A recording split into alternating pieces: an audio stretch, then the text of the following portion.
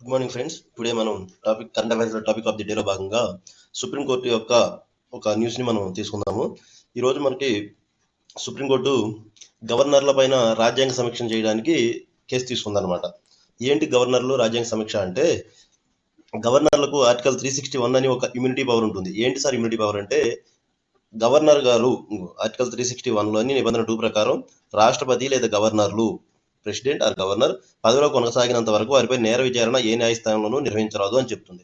అయితే west Bengal governor మీద ఆనంద్ బోస్ గారు, వెస్ట్ బెంగాల్ గవర్నర్ ఆనంద్ బోస్ గారి మీద, సివి ఆనంద్ బోస్ గారి మీద వాళ్ళ ఆఫీసులో పనిచేసే ఒక ఉమెన్ ఎంప్లాయీ, గవర్నర్ యొక్క ఆఫీస్ని మనం రాజ్భవన్ అంటామండి, రాజ్భవన్లో వర్క్ చేసే ఒక ఉమెన్ ఎంప్లాయీ లైంగిక ఆరోపణలతో ఫిర్యాదు చేశారనమాట. ఆ ఫిర్యాదుని సుప్రీంకోర్టు ఏం చెప్పిందంటే, ఆర్టికల్ నెంబర్ 361 ప్రకారం మనము ఈ కేసు విచారించకూడదు అంటే, దానికి ఆ ఉమెన్ తరపు లాయర్ గారు ఏమని వాదించారంటే, ఇప్పుడు సాక్ష్యాలు తారుమారైపోతాయి కాబట్టి ఈ కేసును తీసుకోవాలి అని అడిగితే, దానికి సుప్రీంకోర్టు ఏమని చెప్పిందంటే, అటార్నీ జనరల్ ఆర్ వెంకటరమణి గారిని సలహా తీసుకుందనమాట. అంటే ఇండియన్ గవర్నమెంట్ కి ఇచ్చింది, మేము దీని మీద సమీక్షిస్తాము అని చెప్పి, అటార్నీ జనరల్ ఆర్ వెంకటరమణి గారిని. ఇప్పుడు మనం ఈ కేసులో ఇది చదివిన తర్వాత మనం తెలుసుకోవాల్సింది ఏంటంటే, సుప్రీంకోర్టు అంటే ఏంటి, అటార్నీ జనరల్ అంటే ఏంటి, గవర్నర్లకు ఉన్నటువంటి 361 ఆర్టికల్ అంటే ఏంటి, అదేవిధంగా DY Chandrachud, justice JB Parthasarathi, justice Manoj మిశ్రాలతో కూడినటువంటి ధర్మాసనం అన్నారు.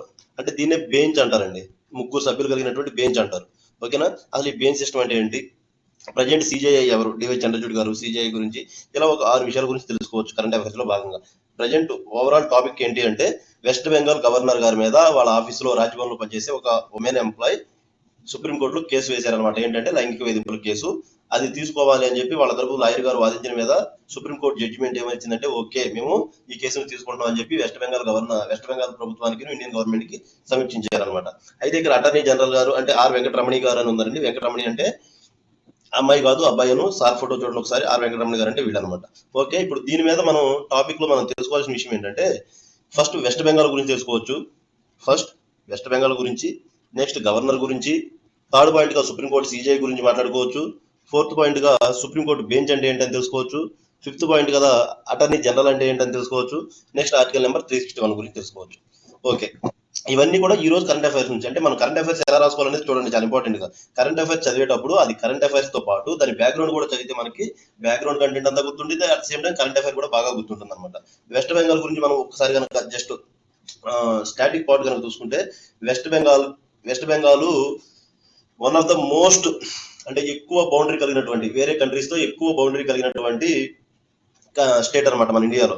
అంటే మిగతా ఏ రాష్ట్రంతో కూడా కంపేర్ చేసుకున్నప్పుడు వెస్ట్ బెంగాల్ కి ఎక్కువ వేరే కంట్రీతో ఉంది. ఎంత సార్ అంటే 4096 కిలోమీటర్స్ ఉందన్నమాట. ఇండియా బంగ్లాదేశ్ ఓవరాల్ ఎంత 4096. అయితే ఈ 4096 లో 2217 కిలోమీటర్స్ ఓన్లీ బంగ్లాదేశ్ తో వెస్ట్ బెంగాల్ మాత్రమే కలిగి ఉంది. బంగ్లాదేశ్ కి ఎక్కువ బౌండరీ ఉంది, దాంట్లో వెస్ట్ బెంగాలే ఉంది. వెస్ట్ బెంగాల్ ఎక్కువ ఫారిన్ కంట్రీస్ తో బౌండరీ కలిగినటువంటి ఫస్ట్ స్టేట్ అనమాట. ఓకేనా ఇది. అయితే ఇప్పుడు సీఎం గా ఎవరు ఉన్నారంటే మమతా బెనర్జీ గారు ఉన్నారు. ఈ మమతా బెనర్జీ గారు ఏకైక women CM in India. Next governor గా ఎవరు ఉన్నారంటే సివి ఆనంద్ బోస్ గారు. అసలు ఇదే కేసు మనకి సివి ఆనంద్ బోస్ అనేదే కేసు నడుస్తుంది. ఓకేనా. నెక్స్ట్ గవర్నర్ యొక్క ఆర్టికల్ నెంబర్స్ వాటి గురించి చూద్దాం. గవర్నర్ ఆర్టికల్ నెంబర్ ఏమని చెప్తుందంటే, మనకి ఆర్టికల్ నెంబర్ 153 నుంచి 167 వరకు ఉన్నది స్టేట్ గవర్నమెంట్ గురించి మాట్లాడుతుంది. ఆర్టికల్ నెంబర్ 153 నుంచి 167 వరకు స్టేట్ గవర్నమెంట్ గురించి మాట్లాడుతుంది. ఆ స్టేట్ గవర్నమెంట్ లో ఆర్టికల్ నెంబర్ 153, 154 అబౌట్ గవర్నర్ గురించి మాట్లాడతాయి అనమాట. ఈ విషయాన్ని గుర్తుపెట్టుకోండి. గవర్నర్ యొక్క ఆర్టికల్ నెంబర్స్ 153, 154.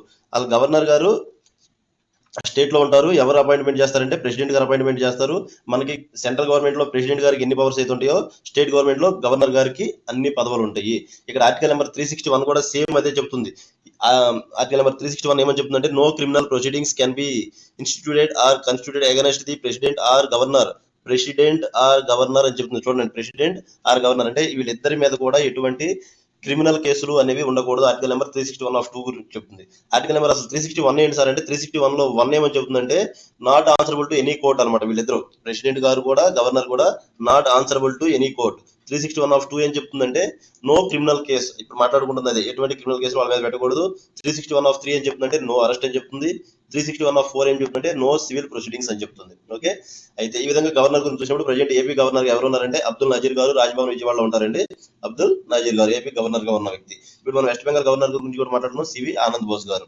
ఓకే, నెక్స్ట్ మనకి ఈ ఆర్టికల్ నెంబర్ 361(2) దేని ఫండమెంటల్ రైట్ గా ఉంటుందంటే ఆర్టికల్ నెంబర్ 14 రైట్ టు ఈక్వాలిటీకి అగెన్స్ట్ గా ఉంటుంది అనమాట. రైట్ టు ఈక్వాలిటీ అంటే అందరూ సమానులే అని చెప్తుంది. బట్ కానీ ఈ ఆర్టికల్ నెంబర్ 361(2) ఏమని చెప్తుందంటే ప్రెసిడెంట్ గవర్నర్ ఈ ఈక్వాలిటీకి భిన్నంగా ఉంటారు. యాక్చువల్ గా ఎవరైనా కూడా క్రిమినల్ కేసుకు అర్హులు అవుతారు. కానీ ఈ ఆర్టికల్ నెంబర్ 361 ఏం చెప్తుందంటే ఆర్టికల్ నెంబర్ 14 కి అగెన్స్ట్ గా వీళ్ళు మాత్రం అర్హులు కారు అని చెప్తుంది అనమాట. అందుకని మనం ఈ ఫండమెంటల్ రైట్స్ గురించి కూడా చూడండి ఒకసారి. Fundamental rights article number 12 to 35. Okay, next supreme court గురించి కనుక మనం నేర్చుకోవాల్సిన విషయం వస్తే స్టాటిక్ మార్క్ లో ఆర్టికల్ నెంబర్ 124 అబౌట్ సుప్రీంకోర్టు ఉంటుంది. ప్రజెంట్ సుప్రీంకోర్టులో 33+1 జడ్జెస్ ఉన్నారు. ఓవరాల్ గా 33 జడ్జెస్, 1 ఏమో సిజేఐ ప్రజెంట్ ఎవరంటే డివై చంద్రచూడ్ గారు ఉన్నారు. ఆర్టికల్ నెంబర్ 145(3) ఏమని చెప్తుందంటే కాన్స్టిట్యూషనల్ బెంచ్ గురించి చెప్తుంది. ఆర్టికల్ నెంబర్ 145(3) ఇంపార్టెంట్, గుర్తుపెట్టుకోండి. ఏం చెప్తుందంటే కాన్స్టిట్యూషనల్ బెంచ్ గురించి చెప్తుంది. ఏంటి సార్ కాన్స్టిట్యూషనల్ బెంచ్ అంటే? అసలు బెంచ్ అంటే ఏంటి? మనం ఇందాక మాట్లాడుకుంటున్నప్పుడు ముగ్గురుతో కూడిన ధర్మాసనం అని చెప్పుకున్నాము.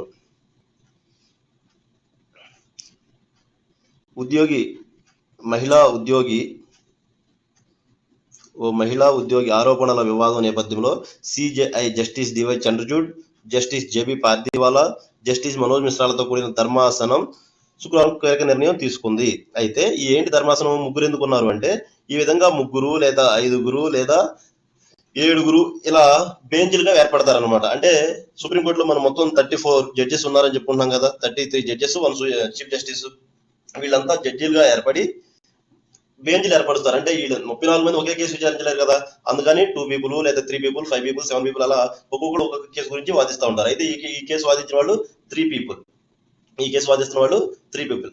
అయితే ఆర్టికల్ నెంబర్ 145 ఏం చెప్తుందంటే ఇప్పుడు మనకి ఇక్కడ ఆర్టికల్ నెంబర్ 145 ఇండియన్ కాన్స్టిట్యూషన్ గురించి ఏదైనా కేసు కనుక వాదించాల్సి వస్తే కంపల్సరీ దాంట్లో 5 members మినిమం ఉండాలి అని చెప్తుంది. ఓకేనా, గుర్తుపెట్టుకోండి. అంటే ఆర్టికల్ నెంబర్ 145(3) మనకి ఏం చెప్తుందంటే మినిమం 5 members కంపల్సరీ ఉండాలి. ఏ కేసులు వాదించడానికి?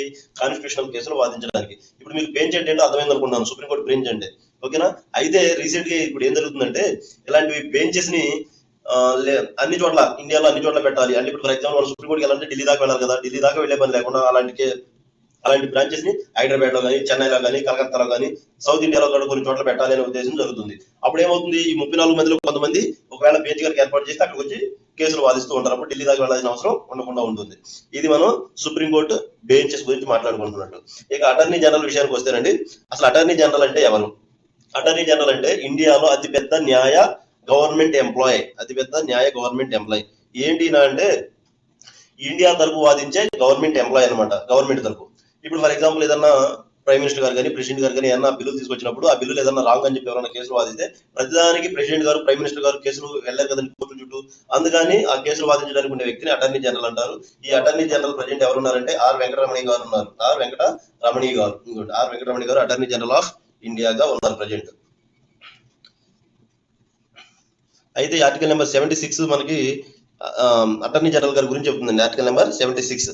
అయితే ఈ అటార్నీ జనరల్ కి హెల్ప్ చేయడానికి ఎవరు ఉంటారు అంటే సోలిసిటర్ జనరల్స్ ఉంటారు. ఓకేనండి, గుర్తుపెట్టుకోండి. అటార్నీ జనరల్ కి హెల్ప్ చేయడానికి ఎవరు ఉంటారంటే సోలిసిటర్ జనరల్స్ ఉంటారు. ఇది సెంట్రల్ గవర్నమెంట్ కి హెల్పింగ్ గా ఉండే వాళ్ళని అటార్నీ జనరల్స్ అంటారు. ప్రజెంట్ అటార్నీ జనరల్ 16th అతను ఆర్ వెంకటరమణి గారు ఉన్నారు. ఇది ఇంపార్టెంట్ ఇక్కడ వరకు. అయితే మరి స్టేట్ గవర్నమెంట్ కి ఎవరు ఉంటారు సార్ అంటే స్టేట్ గవర్నమెంట్ ఉండే వాళ్ళని అడ్వకేట్ జనరల్ అంటారు. ఏమంటారు? అడ్వకేట్ జనరల్ అంటారు. ప్రజెంట్ అడ్వకేట్ జనరల్ ఎవరున్నానా అంటే దమ్మలపాటి శ్రీనివాస్ గారు, టీడీపీ గవర్నమెంట్. ఏంటి సార్ గవర్నమెంట్ అనగానే టీడీపీ అని చెప్తున్నారంటే ఈ కేసులు వాదించేది ఎవరి తరపున? గవర్నమెంట్ తరపు కదా. అంటే ఏ గవర్నమెంట్ ఉంటే ఆ గవర్నమెంట్ కి ఫేవరబుల్ గా ఉండే అతను నియమించుకుంటారు. ఇప్పుడు ప్రజెంట్ మనం రీసెంట్ ఎలక్షన్ జరిగింది, టీడీపీ గెలిచింది కాబట్టి గెలవగానే ఆల్రెడీ 2014-19 లో వర్క్ చేసినటువంటి దమ్మలపాటి శ్రీనివాస్ గారిని మీద నమ్మకం ఉంచి టీడీపీ వాళ్ళు అడ్వకేట్ జనరల్ వాదించుకున్నారు. అంటే అడ్వకేట్ జనరల్ గారిని అటార్నీ జనరల్ గారిని ఎవరు నియమించుకుంటారంటే ఎవరైతే గవర్నమెంట్ లో ఉన్నారో వాళ్ళే నియమించుకునే రైట్ ఉంటుంది. ఎందుకు అంటే వాళ్ళ తరపు వాళ్ళే కదా వాదించాల్సింది, కోర్టులో వాదించాల్సింది. అందుకని ప్రజెంట్ దమ్మలపాటి శ్రీనివాస్ గారు ఉన్నారు. ఇంతకుముందు మనకి గమనించినట్టయితే వైసీపీ గవర్నమెంట్ ఉన్నప్పుడు సుబ్రహ్మణ్యం శ్రీరామ్ గారు ఉన్నారు.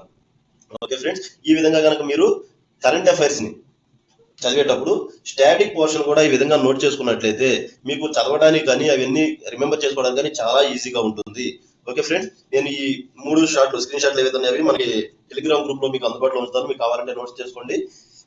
అదేవిధంగా మీరు ప్రతి ఒక్కరు కూడా ఈ గ్రూప్ ని షేర్ చేయండి. మీ ఫ్రెండ్స్ అందరికీ, ఎవరికైతే కాంపిటేటివ్ ఎగ్జామ్స్ ఉన్నారో వాళ్ళందరికీ మీరు సబ్స్క్రైబ్ చేసుకోండి. డైలీ కరెంట్ అఫైర్స్, మంచి ఇంపార్టెంట్ టాపిక్ దొరికినప్పుడు కరెంట్ అఫైర్స్ చేస్తాను. ఈ విధంగా స్టాటిక్ కూడా కలిసే విధంగా మీకు మనకి తొందరలో మనకి ఒలింపిక్స్ కూడా జరగబోతున్నాయి. వాటి మీద కూడా ఒక వీడియో చేసుకుందాము. మీ ఫ్రెండ్స్ అందరికి షేర్ చేయండి, లైక్ చేయండి. మీకు ఏ టాపిక్ కావాలో కూడా కామెంట్ చేయండి. పర్టికులర్ గా ఆ గ్రూప్ లో మీకు ఏమైనా డౌట్స్ ఉంటే మ్యాథ్స్ సంబంధించి అర్థమెటిక్ రీజనింగ్ కూడా పోస్ట్ చేయండి. నేను కంపల్సరీ వాటి మీద మీకు వీడియో చేసి అందిస్తూ ఉంటాను. Thank you friends.